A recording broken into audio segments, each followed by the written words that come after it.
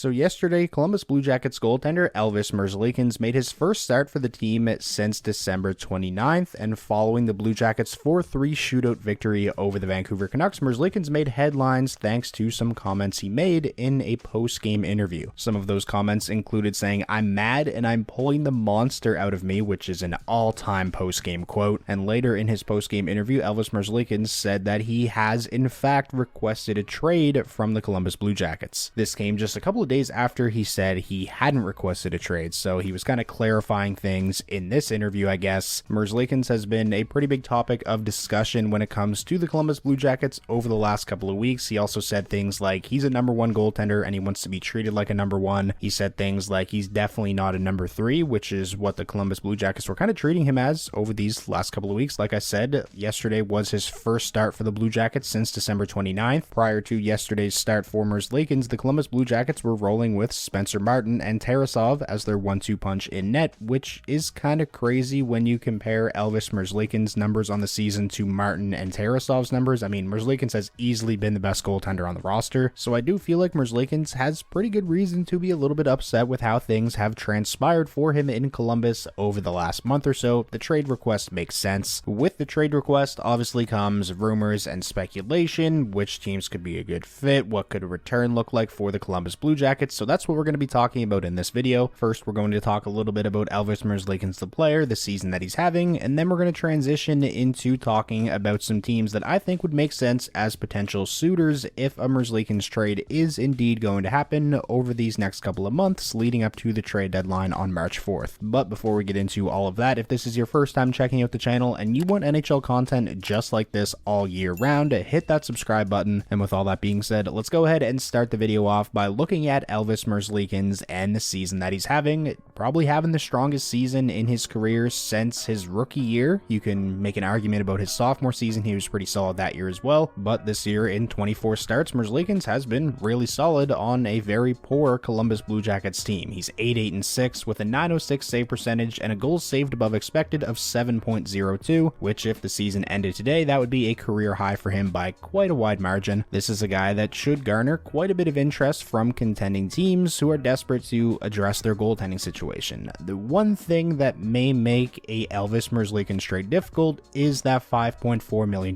cap hit. Now, if Merzlikins was in the final year of that contract with a $5.4 million cap hit, I'm sure Columbus would be a lot more willing to eat some salary, and a trade would likely be a lot easier. However, that is not the case, as following this season, Merzlikins still has 3 years left on that contract. He will be a UFA following the 2026-27 season, and he also has a modified no-trade clause where he gets to submit a 10-team no-trade list. Now, that being said, it obviously does not make an Elvis Merzlikins trade impossible, just makes things a little bit more difficult. So let's now shift focus onto some teams that I think would make sense as potential suitors for Merzlikins in a trade. The first team I have, I think this is the most obvious one, the New Jersey Devils. The Devils have managed to stay afloat so far this season, despite the fact that they have gotten absolutely horrendous goaltending from Vitek Vanacek and Akira Schmidt. Now, yes, Nico Daws has came on strong as of late and overall has looked good in the 5 games he started, but as a team with Stanley Cup aspirations, do you really want to rely on a 23-year-old goaltender who has only started 28 total games in his career to carry you to the promised land? The Devils are 1000% a team that is going to be in the market for a goaltender leading up to the trade deadline. Throughout the season so far, there's been rumors tying them to John Gibson, Jacob Markstrom, and now with Elvis Merzlikins' name hitting the market, I can't see why they wouldn't at least kick tires. Not just in a trade for Elvis Merzlikins, but in a trade for almost any goaltender that they would probably be interested in. The deal would have to be money in, money out, as the New Jersey Devils only have a little over $400,000 right now in projected cap space on Cap Friendly. You would have to assume Vitek Vanacek and his $3.4 million cap hit would be going the other way in any kind of trade for a goaltender. Someone else I have as a potential trade candidate is defenseman Colin Miller, who has a cap hit of $1.85 million and is set to become a UFA at season's end. With how well Simon Nemec is playing on the right side, even with the injury to Doug Hamilton, I think Colin Miller is expendable. So Vanacek's cap hit with Colin Miller's cap hit, that would make the money work here, even even if Columbus didn't retain any salary. I also have New Jersey's 2025 second round draft pick as a potential trade candidate, just because the Devils would almost have to include a sweetener in a kind of trade involving Vanacek and Miller for Elvis Merzlikins, just because of the kind of season Vanacek is having. So the Devils are definitely a team that I would keep an eye on when it comes to the Merzlikins sweepstakes. Moving along to the next team, we have another team in the Metro Division, the Carolina Hurricanes. I'll say the same thing about them as I said about the Devils. The Hurricanes have managed to stay afloat this season despite the fact that goaltending has been an issue. They've been playing really well as of late, 7-2-1 in their last 10, and again, that's with mediocre at best goaltending. I have Kochetkov on the screen here because he started the most games for the Hurricanes, but he's currently injured. He's out of the lineup with a concussion, so not only has the performances of the Hurricanes goaltenders been a big issue for them so far this season, so has the health of their goaltenders. Just like the New Jersey Devils, Carolina is a team that I think should be and will be in the market for a goaltender leading up to the trade deadline. The only team in the NHL with a lower team save percentage this season than the Hurricanes is the Ottawa Senators. One advantage that the Carolina Hurricanes have over the New Jersey Devils when it comes to being in the market for a goaltender is they have more cap space, a little over $1.4 million in projected cap space according to Cap Friendly. If the Hurricanes do indeed go out and try to acquire a goaltender, whether it's Merzlikins or somebody like Markstrom or Gibson, some potential trade candidates I have going back the other way. You would almost have to include a goaltender, so I have Antti Raanta on an expiring deal,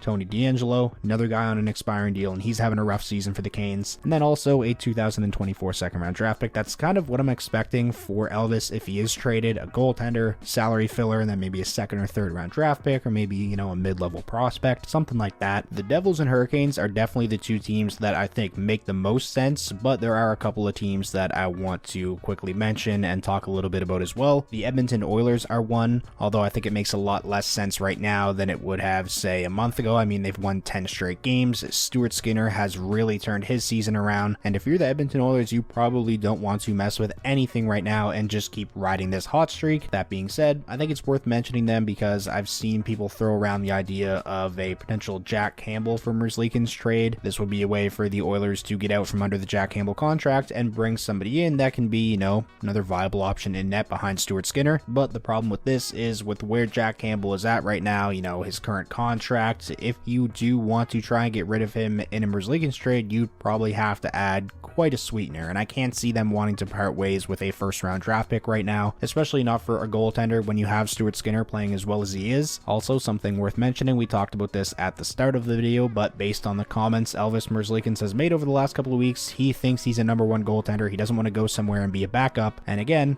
with the current streak the Oilers are on, he would probably be a backup behind Stuart Skinner. Obviously, there's still a lot of time between now and the trade deadline, and things can certainly change. I think it's definitely an interesting idea people are proposing, a Campbell for Merzlikins swap, but right now, I just don't think it makes any sense. We'll see where the Oilers are at, towards late February. And now finally, the last team that I want to quickly touch on, the Toronto Maple Leafs. Ilya Samsonov has the most starts this season for the Leafs. He just got back into the lineup in their most recent loss to the Red Wings, where Samsonov actually played pretty well, but when you look at his numbers on the season as a whole, he's probably been one of the worst 3 goaltenders in the league. Luckily for the Leafs though, Joseph Woll, although he's injured now, has played well in his 13 starts, and Martin Jones in 12 starts has been their best goaltender. So while I do feel like the Leafs would be content with a Joseph Woll and Martin Jones goaltending tandem, you have to think they would at least kick tires on somebody like Elvis Merzlikins if they think they could, upgrade their goaltending position at a decent cost. Potential trade candidates going back the other way, if they were to go out and get somebody like Merzlikins or another goaltender, I mean, Samsonov would probably have to be going back the other way. I have Ryan Reeves there just because,